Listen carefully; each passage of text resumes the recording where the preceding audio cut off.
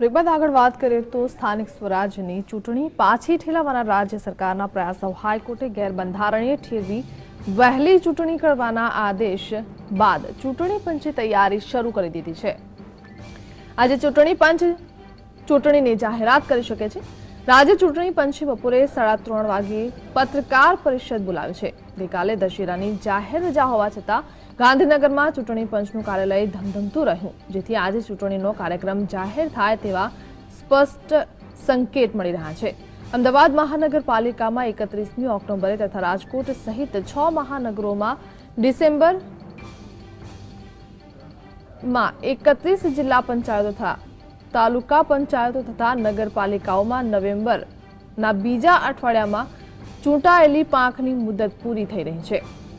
કોર્પોરેશનોની ચૂંટણી યોજવા માટે સુપ્રીમ કોર્ટનો સ્ટે નથી, પરંતુ સીમાંકનની પદ્ધતિનો મુદ્દો સુપ્રીમમાં પડતર છે। તેની સુનાવણી માટે 24મી નવેમ્બર નક્કી થયેલી છે। હાઈકોર્ટે લોકલ બોડીની ચૂંટણી ત્વરિત કરવા આદેશ આપ્યો છે।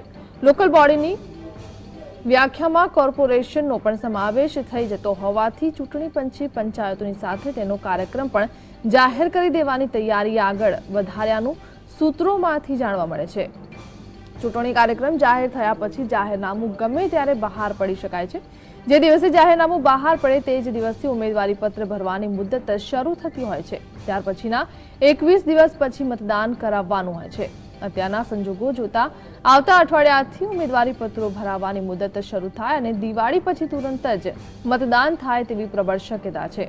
ગુજરાતમાં એક તરફ તહેવારોનો માહોલ હશે અને બીજી તરફ રાજકીય પક્ષો તથા ઉમેદવારો ચૂંટણીનો માહોલ જમાવવા પ્રયાસ કરતા હશે તેવી પણ શક્યતા નકારી શકાય નથી।